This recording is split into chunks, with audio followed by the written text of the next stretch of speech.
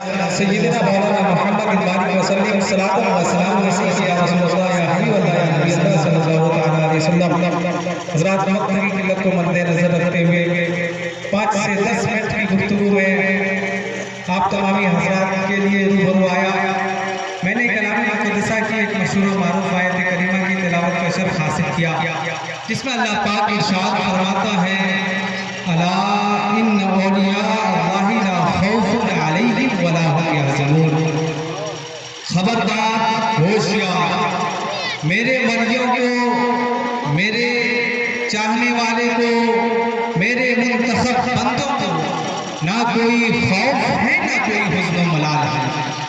اس تقریب سعید کا تعلق ایک اللہ کے ولی سے ہے، ایک اللہ کے برگزیدہ بندے سے ہے۔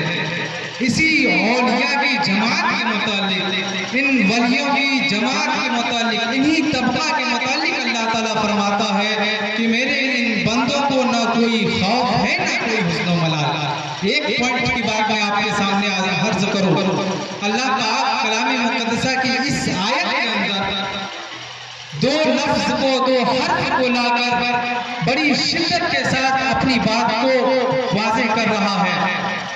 عربی گرامر، عربی قواعد، عربی اصول کے مطابق پہلا لفظ اس میں آنے والا الا ہے، جو حرف تنبیہ ہے۔ جو لوگ عربی گرامر سے واقف ہیں انہیں اس بات کا بخوبی علم ہے کہ عربی گرامر میں حروف تنبیہ 3 ہیں، الا، اما، ہا۔ اس میں سے ایک حرف تنبیہ کو اللہ نے اس آیت میں لایا، ایک تو یہ ہے۔ اس کے بعد آنے والا لفظ ایک اور حرف ہے جسے ہم انّا کہتے ہیں اور انّا پڑھتے ہیں۔ یہ لفظ انّا بھی عربی گرامر کے مطابق، اصول کے مطابق یہ تاکید کے لیے آتا ہے۔ اب یہاں بات غور یہ ہے کہ یہاں پہ 2 تاکید لانے کی وجہ کیا ہے؟ رب تبارک و تعالیٰ نے یہاں پہ 2 لفظ کیوں لائے، 2 حرف کیوں لائے؟ آخر اس کے لانے کی وجہ کیا ہے؟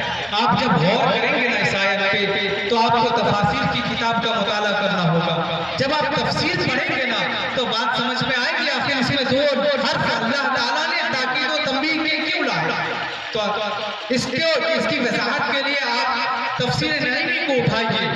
مفتی احمد یار خان نعیمی علیہ رحمت و رضوان اس کی تشریح کرتے ہوئے فرماتے ہیں کہ قرآن کریم کا یہ اسلوب ہے، قرآن کریم کا یہ اصول اور قاعدہ ہے کہ جب کسی موضوع کا، جب کسی مضمون کے منکرین موجود ہوتے ہیں یا منکرین پیدا ہونے والے ہوتے ہیں تو اللہ تبارک و تعالی وہاں پہ اسی انکار کے اعتبار سے، انہی منکرین کے اعتبار سے اللہ تعالی حرف تنبیہ، حرف تاکید کو لا کر خبردار و ہوشیار کرتا